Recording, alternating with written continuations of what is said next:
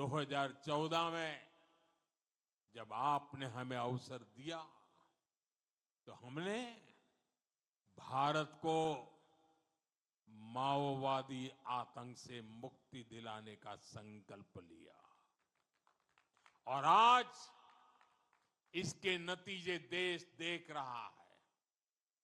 11 साल पहले देश के 125 जिले माओवादी आतंक की चपेट में थे और अब 125 जिलों में से सिर्फ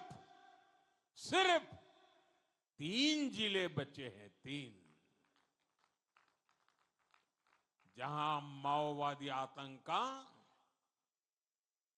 आज भी थोड़ा रुबाब चलाने की कोशिश हो रही है, लेकिन मैं देशवासियों को गारंटी देता हूं वो दिन दूर नहीं जब हमारा छत्तीसगढ़, हमारा हिंदुस्तान, इस हिंदुस्तान का हर कोना माओवादी आतंक से पूरी तरह मुक्त हो जाएगा। साथियों, यहां छत्तीसगढ़ के जो साथी हिंसा के रास्ते पर निकल पड़े थे वो अब तेजी से हथियार डाल रहे हैं।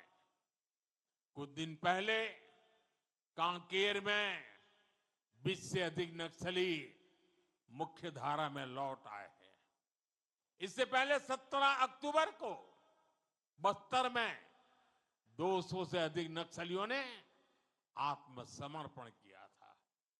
बीते कुछ महीनों में ही देश भर में माओवादी आतंक से जुड़े दर्जनों लोगों ने हथियार डाल दिए हैं।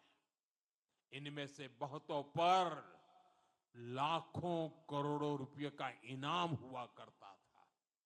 अब इन्होंने बंदूकें छोड़ करके, हथियार छोड़ करके देश के संविधान को स्वीकार कर लिया है।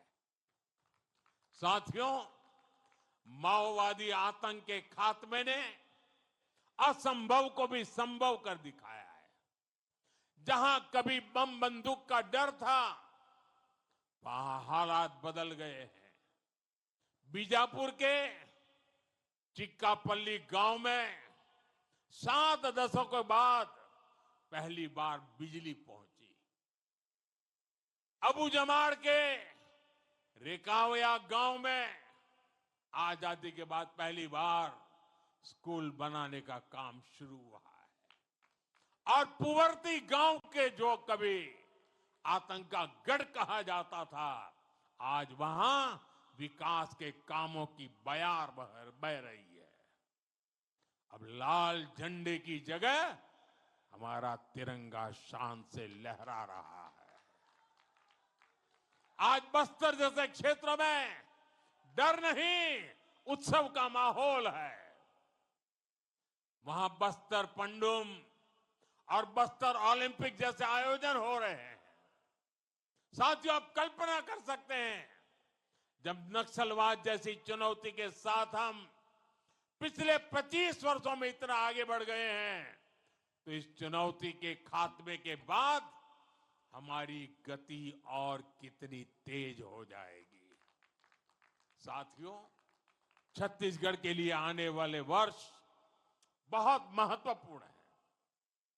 हमें विकसित भारत बनाना है।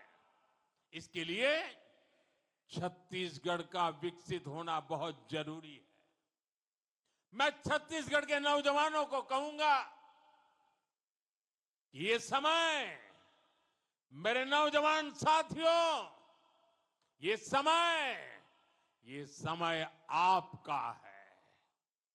ऐसा कोई लक्ष्य नहीं जो आप प्राप्त न कर सके। मैं आपको विश्वास दिलाता हूं, ये मोदी की गारंटी है। आपके हर कदम, हर संकल्प के साथ मोदी खड़ा है।